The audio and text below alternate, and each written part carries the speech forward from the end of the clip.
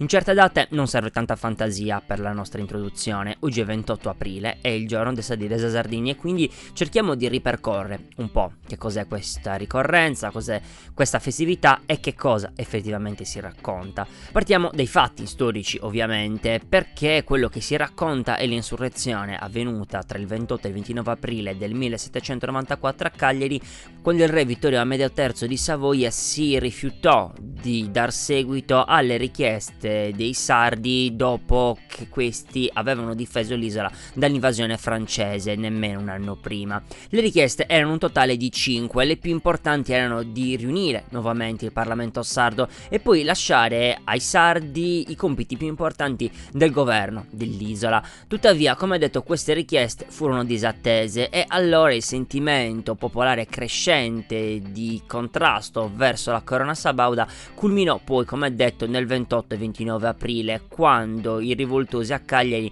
catturarono il viceré Vincenzo Balbiano, presero tutti i soldati piemontesi che si trovavano a distanza a Cagliari, li caricarono sulle navi e furono rimandati in Piemonte. A seguito però di queste rivolte seguirono altre insurrezioni nel resto della Sardegna. A queste si collegano anche le vicende di Giovanni Maria Angioi, che si ricollegano, come detto, al periodo in cui in Sardegna ci si ribellò al potere dei Savoia. Dopo qualche anno però l'impeto rivoluzionario venne represso, si spensero un po' le istanze rivoluzionarie che portarono poi, qualche anno dopo, nel 1847, alla fusione perfetta in cui l'isola perse alcune sue prerogative e si unì a tutti gli effetti al Piemonte. Perché è importante ricordare questa data? Oggi ci saranno numerose ricorrenze a Cagliari. Bono Alghero lo riporta oggi a pagina 7 l'Unione Sarda nell'articolo a firma di Alessandra Carta, perché è un momento in cui si riprende un momento importante della storia sarda, un momento di autodeterminazione, un momento in cui i sardi dissero: vogliamo governarci come noi pensiamo sia giusto e vogliamo che i nostri diritti vengano riconosciuti. Perché tra le 5 domande che appunto i notabili sardi portarono poi al re c'era quella di riunire gli stamenti, riunire il Parlamento sardo e quindi permettere che le proposte, le idee dei sardi venissero presentate all'interno del contesto statuale. Era il ricordo di una lotta per il riconoscimento di diritti che erano presenti nella legge, e questo ci deve fare da insegnamento soprattutto nel periodo attuale, perché poi ogni festa ha un senso soltanto se la si attualizza e la si porta nel periodo in cui viviamo, per capire che quando si chiede di riconoscere un diritto, quando ci si batte per un futuro migliore nel riconoscimento di alcune peculiarità dell'isola, ecco, non si sta rompendo le scatole, non si sta solamente andando a pestare i piedi per cercare di ottenere dei favori, si sta cercando di ottenere un diritto. Ad esempio il diritto alla mobilità, quello di potersi spostare da una parte all'altra del mondo non dovendo per forza spendere tantissimi soldi soltanto perché si è un'isola, e poi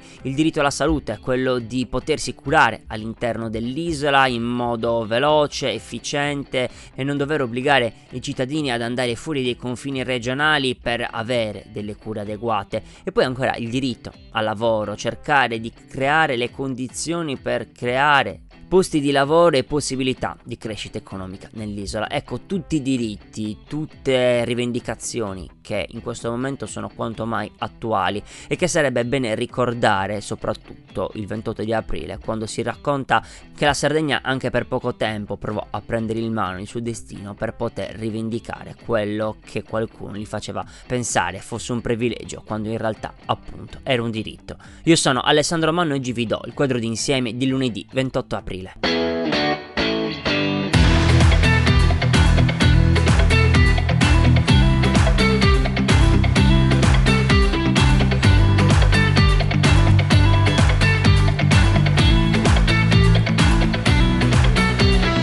Buongiorno a tutti e tutte voi all'ascolto e ben ritrovati in questo nuovo appuntamento con Quadro d'insieme, la rassegna stampa che ogni giorno legge insieme a voi i principali quotidiani dell'isola e vi racconta le notizie più importanti che riguardano la Sardegna. Un buongiorno anche agli ascoltatori e alle ascoltatrici di Radio Calaritana che ci possono seguire in FM, in radio oppure in streaming sul sito di Radio Calaritana. Se volete, queste e le altre puntate sono sempre disponibili sul nostro canale Spotify e YouTube di Tok Tok Sardegna. La notizia che oggi apre tutte le prime pagine dei principali giornali locali è una notizia che viene dalla politica, ossia delle nomine dei 12 commissari delle aziende sanitarie sarde che resteranno in carica per 6 mesi e appunto rientrano nel quadro di riforme sanitarie che la regione aveva approvato qualche mese fa. Però ci sono varie polemiche, la prima di carattere politico, ossia il fatto che l'approvazione delle nomine di questi commissari sia avvenuta senza la partecipazione all'interno della giunta degli assessori del Partito Democratico, dopo lo strappo avvenuto al termine anche di una serie di consultazioni sia tra gli assessori e le assessore presenti all'interno della giunta, ma anche i dirigenti del Partito Democratico, tra cui ad esempio il presidente del Consiglio regionale Piero Comandini, nonché segretario proprio del Partito Democratico. Uno strappo che è avvenuto dopo che si è capito che la distanza tra Alessandra Todde, il Movimento 5 Stelle e poi appunto il Partito Democratico era incolmabile e c'era la fretta da parte della Presidente di Regione di approvare quanto prima i nomi dei commissari prima della scadenza dei termini previsti dalla legge, questo per evitare che i dirigenti in quel momento in carica potessero in qualche modo bloccare il cambio di guida all'interno delle ASL. Questo è quanto ricostruito tra gli altri da Roberto Murgia, pagina 5 sull'Unione Sarda. Al seguito della decisione sono seguite varie reazioni all'interno degli altri esponenti della maggioranza, ad esempio Giuseppe Centore a pagina 3 sulla Nuova Sardegna riporta le parole di Francesco Agus, consigliere dei progressisti, che definisce quanto accaduto ieri in giunta una frattura inaccettabile e oggi più di ieri, continua il consigliere cagliaritano, parleranno soltanto i risultati, mentre dalle altre forze della maggioranza, ad esempio Alleanza Verdi Sinistra, Orizzonte Comune, Uniti per Todde, si cerca di stemperare un po' i toni che comunque, secondo quanto riferito oggi da Murgia sull'Unione Sarda, sarebbero sembrati anche abbastanza distesi. Se la prima polemica era quella più di metodo, ossia nel modo in cui sono stati scelti i dirigenti, c'è anche poi un altro aspetto da dover trattare, ossia il fatto che dei 12 dirigenti soltanto una è donna, Maria Francesca Iba, che è stata chiamata a dirigere l'ASA del Medio Campidano. Tutti gli altri sono uomini e, sempre in quel discorso che ci facciamo ogni volta quando si parla di rispetto della parità di genere, è sempre abbastanza peculiare il fatto che non si trovino mai più di 1/2 dirigenti che possano ricoprire determinati incarichi all'interno della regione. Tralasciando però le polemiche, come detto, sulla nomina di questi dirigenti pesa anche però il ricorso da parte del governo, che ha promesso di impugnare la riforma sanitaria perché queste nomine sarebbero incostituzionali, e se da parte della regione ci si affretta a definirle come provvisorie, l'iter che poi porterà all'impugnazione della legge dovrebbe partire proprio in questi giorni alla Corte Costituzionale, che quindi potrebbe invalidare oppure cambiare parzialmente la riforma, così come avvenuto anche come altri provvedimenti, come ad esempio quello sulle aree idonee per quanto riguarda le energie rinnovabili, che sono state approvate dal Consiglio regionale in questi mesi. E nonostante le piogge che sono cadute in queste ore nell'isola, prosegue l'emergenza idrica nel nord della Sardegna. Lo racconta oggi Roberto Sanna, pagina 12, sulla Nuova Sardegna, affrontando il problema dei lavori in corso attualmente alle condotte del Coghinas 1 e 2, che riforniscono d'acqua potabile buona parte del territorio della provincia di Sassari. Ci si trova quindi di fronte a un terribile bivio, quello che da un lato vede i lavori come necessari perché le condotte ormai sono completamente colabrodo e quindi necessitano di una necessaria ristrutturazione, alla siccità che appunto limita fortemente la distribuzione dell'acqua all'interno della provincia. Il valore dei lavori finanziati con fondi del Piano Nazionale di Ripresa e Resilienza si aggirano intorno ai 66 milioni di euro. Si tratta di lavori imponenti, purtroppo potrebbero non essere addirittura risolutivi, che interesserà entrambe le condotte, una fretta dovuta al fatto che si tratta di fondi vincolati dal Piano Nazionale di Ripresa e Resilienza, che devono essere quindi spesi entro un termine per evitare di correre il rischio appunto di perdere i fondi. Si tratta però, spiega Sanna, di un'opera importantissima perché, pur non essendo il Coghinas il bacino più ricco dell'isola come portata, non essendo neanche il più grande, tuttavia grazie a una posizione geografica molto favorevole, leggo dall'articolo, è capace di immagazzinare immagazzinare fino a 225 milioni di metri cubi d'acqua che storicamente sono stati utilizzati per uso idropotabile, fornendo quindi acqua ai cittadini. Tuttavia, come detto, questi lavori non riusciranno a risolvere i grandi problemi della siccità. Secondo quanto quantificato anche dall'ente che si occupa delle acque, in Sardegna servirebbero 150 milioni di euro per mettere in sicurezza tutte le condotte dell'isola, che disperdono nell'ambiente buona parte dell'acqua che entra all'interno delle condotte, generando ancora di più una crisi idrica dovuta sì al clima che sta cambiando sempre più secco, ma anche a delle infrastrutture che non sono più adeguate.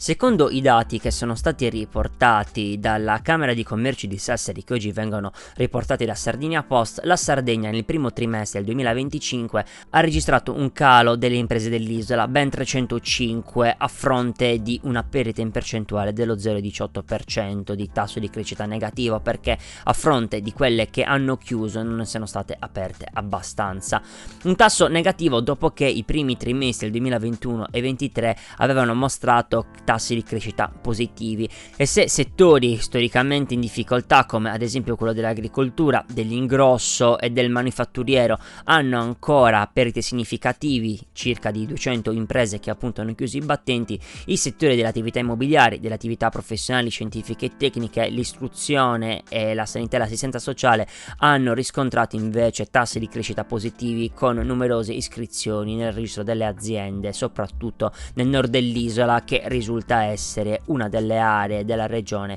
con più crescita per quanto riguarda il numero di nuove aziende. Secondo però quanto riferito anche dal presidente della Camera di Commercio Stefano Visconti, si tratterebbero di dinamiche cicliche dopo i ritmi di risalita che si erano invece registrati nel periodo post pandemia, ma allo stesso tempo non devono lasciare indifferenti le difficoltà di numerosi settori dell'isola, che fotografano quindi una Sardegna che ha sempre più difficoltà a fare impresa e a garantire la sostenibilità alle aziende che vengono aperte all'interno dei confini regionali.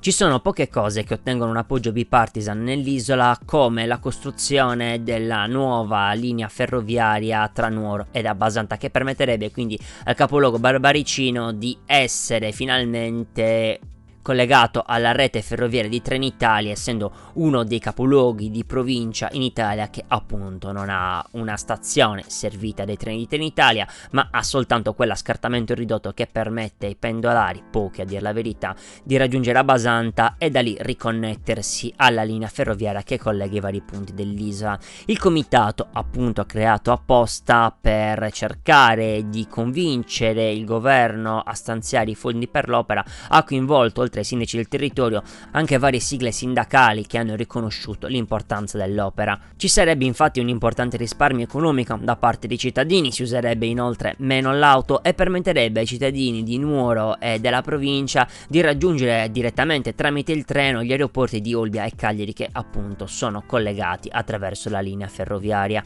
Necessario per realizzare questo progetto è il piano di fattibilità tecnico-economico, che deve essere realizzato dal Ministero dei Trasporti, che ha reso possibile il primo studio ufficiale, ma come detto manca ancora uno step per poter vedere davvero sul campo la proposta di realizzazione di questa linea, che sarebbe importantissima per lo sviluppo di buona parte del centro dell'isola.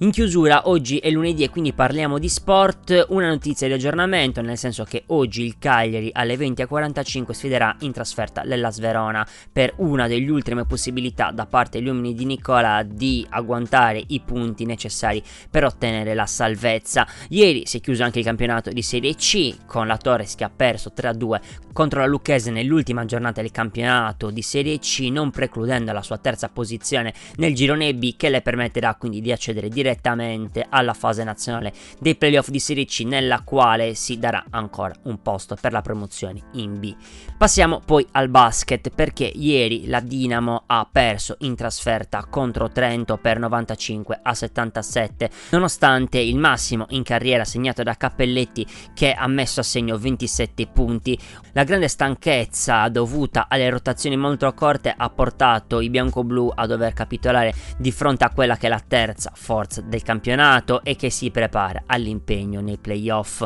con la Dinamo che vede definitivamente allontanarsi un treno che già di per sé era molto difficile prendere, quello appunto dei playoff, che in questo momento distano 6 punti quando mancano ormai 2 partite al termine della regular season e quindi probabilmente anche del campionato della squadra sassarese.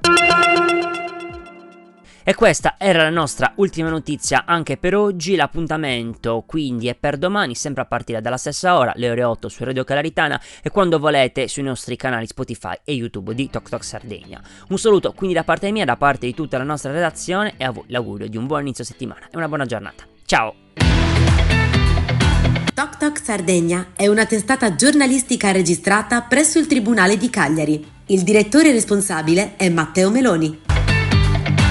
Quadro di Insieme è un podcast prodotto da Tok Tok Sardegna, grazie al contributo di CRAI Sardegna.